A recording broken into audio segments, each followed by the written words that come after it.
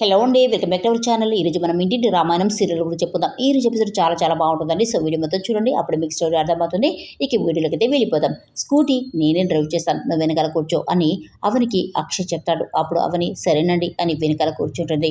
ఇద్దరు కలిసి చాలా సంతోషంగా స్కూటీపై వెళ్తుంటారు. అప్పుడు అవని ఇది చాలండి, నాకు చాలా సంతోషంగా ఉంది అని చెప్పి అక్షయ్ భుజంపై చేయి వేస్తుంది అవని. ఇక ఇద్దరు కలిసి చాలా సంతోషంగా కబుర్లు చెప్పుకుంటూ వెళ్తూ ఉంటారు. మరోవైపు కమల శ్రీకర్లు ఇల్లంతా కూడా పూలతో చాలా అందంగా డెకరేషన్ చేస్తూ ఉంటారు. ఇక భానుమతి వాళ్ళకి చేదోడు బాదుడుగా హెల్ప్ చేస్తూ ఉంటుంది. ఇక కమల శ్రీకర్లు వద్దు అని చెప్తారు, కానీ భానుమతి అసలు వినిపించుకోదు. నా కొడుకు కోడలి షష్ఠి పూర్తి చాలా ఘనంగా జరిపించాలి, అదే మీ తాతయ్య కూడా బ్రతికి ఉంటే మేము కూడా 6 నెలలకి ఒకసారి ఇలాంటి ఫంక్షన్లు జరుపుకునే వాళ్ళం అని చెప్పేసి చాలా ఫీల్ అయిపోతుంది భానుమతి. ఇక అప్పుడే రాజేంద్ర, ప్రణతి, భరత్ అందరు కలిసి ఇంటికైతే వస్తారు. అప్పుడు ప్రణతి, భరత్ వాళ్ళ పెళ్లి విషయం అవని ఇంట్లో చెప్పేస్తుంది అని చాలా హోప్తో ఉంటారు. కానీ అదే ఆశతో ఇంటికైతే వస్తారు.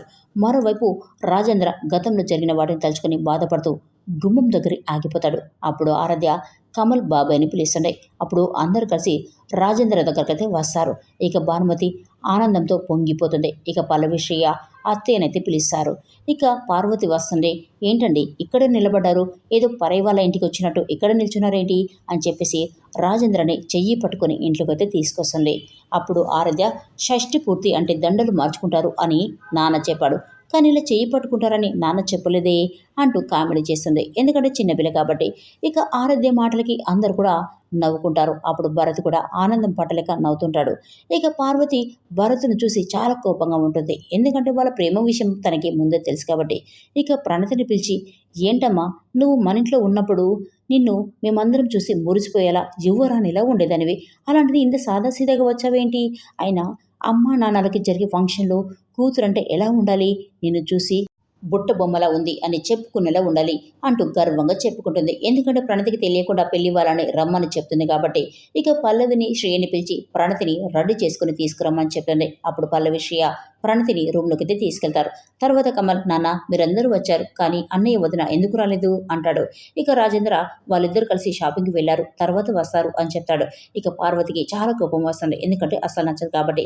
మరోవైపు అక్షయ్ అవనిని ఒంటరిగా షాపింగ్ అయితే పంపిస్తాడు. తను అక్కడే ఉండిపోతాడు.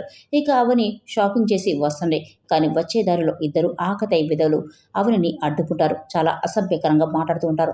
ఇక అవని చాలా కోపంతో వాళ్ళని కొట్టబోతుంది, కానీ అవని చేయి పట్టుకుంటాడు ఒక విధవ. ఇక అప్పుడే అక్షయ్ వచ్చి వాడిని బెదిరిస్తాడు. రేయ్, నా భార్య చేయి పట్టుకుంటారా, ఎంత ధైర్యంరా మీకు అని ఇద్దరిని కూడా చెడమెడ వాయిస్తాడు. ఇక వాళ్ళు దెబ్బకి భయపడి పారిపోతారు.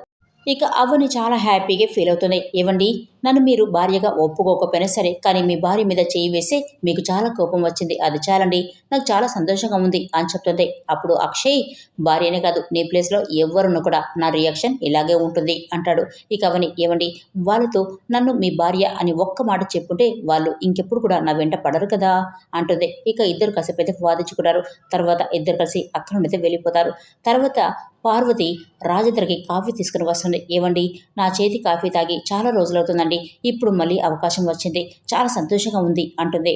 అప్పుడు రాజేంద్ర, ఇలాంటి సంతోషాలు చాలా ఉండేవి, కానీ అవి దూరం అవ్వడానికి కారణం మాత్రం నేను కాదు అంటూ ఇండైరెక్ట్గా చెప్తాడు. అప్పుడు పార్వతి, అంటే నేనే అని చెప్తున్నారా అంటుంది. ఇక రాజేంద్ర, నీ భర్తకి కాఫీ ఇస్తున్నందుకే ఇంత సంతోషపడుతున్నావు కదా, మరి ఓ భార్య భర్తకి దూరంగా ఉంటున్నందుకు ఎంత బాధపడుతుందో ఒక్కసారైనా ఆలోచించవా అంటాడు రాజేంద్ర.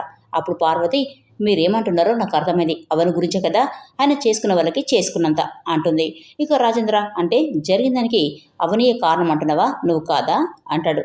ఇక పార్వతి, ఈరోజు మనది షష్ఠి పూర్తండి, ఈ ఫంక్షన్లో అందరం కలిసి ఆనందంగా ఉండాలి అనుకుంటున్నాం, దయచేసి ఆ పాత విషయాల గురించి మాట్లాడకండి అంటుంది పార్వతి.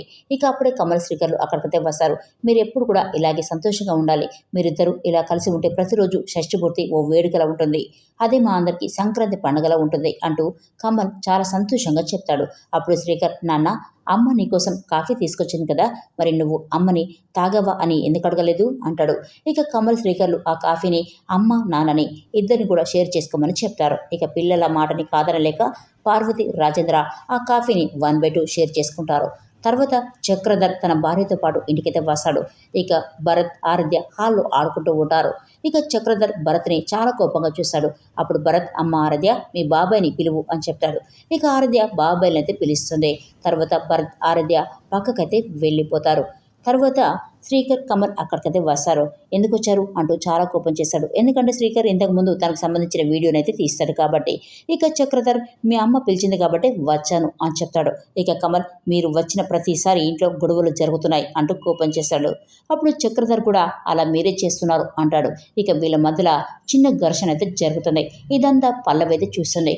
వీళ్ళని చూస్తూ ఉంటే ఫంక్షన్ కాకముందే గొడవ పెట్టుకునేలా ఉన్నారు అని చెప్పేసి చాలా టెన్షన్ పడుతూ ఉంటుంది. ఇక వెంటనే అత్తయ్యనైతే పిలుస్తుంది.